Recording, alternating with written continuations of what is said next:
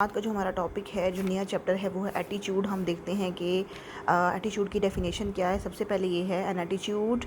Is a mental state in which we evaluate our affairs according to the standard set by our self, जिसमें हम मामलात को देखते हैं अकॉर्डिंग टू अपने स्टैंडर्ड्स, जो हमारे स्टैंडर्ड्स होते हैं, ठीक है, या हमारा जो म्यार होता है। Assess and feel objects in our own characteristic way, यानी हम अपने मिजाज के मुताबिक जो है उस चीज़ को असेस करते हैं, किसी चीज़ के बारे में, चाहे वो इंसान हो चाहे वो जगह हो, ठीक है, एंड फॉर्म अ मोर और लेस कंसिस्टेंट ओपिनियन, और फिर हम उसके बारे में कोई राय बना लेते हैं जो कि कायम रहती है, ठीक है।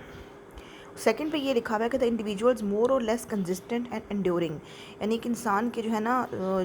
जो लास्टिंग बिहेवियर होता है, पायदार जो उसका रवैया, जो उसका एक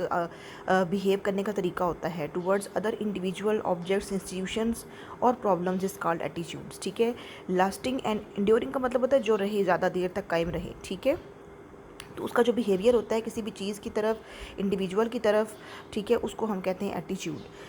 उसके बाद ये न्यूकॉम ने डेफिनेशन दी है, the predisposition to react, to think about, to perceive and feel an object और individual is called an attitude, यानी हमारा जो रुझान होता है किसी चीज़ को रिएक्ट करने का, उसके बारे में सोचने का, उसको देखने का, उसको महसूस करने का, उस किसी भी इंसान या किसी भी चीज़ को, ठीक है, उस रुझान को जो है ना, उस चीज़ या इंसान को जिस तरह हम देखते हैं, परसीव करते हैं, फील करते हैं और रिएक्ट करते हैं, उस रुझान को हम एटीट्यूड कहते हैं, ठीक है। इसके अलावा हर्बर्ट हैरिसन ने डेफिनेशन दी है कि attitude is the organization of the individuals subjective experience, यानी जो आप खुद तजर्बा करते हैं उसको जो हम ऑर्गेनाइज करते हैं, उसको जो है हम जो हमारे एक्सपीरियंस को जो हम ऑर्गेनाइज करते हैं, ठीक है, उसको एटीट्यूड कहते हैं।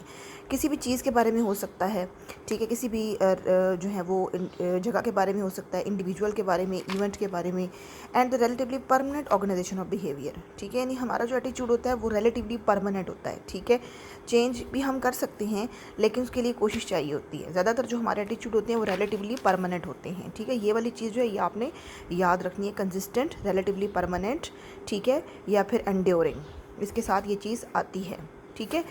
तो ये थी जो हमारी जो कुछ मेन इंपॉर्टेंट डेफिनेशंस थी according to attitude, related to attitude.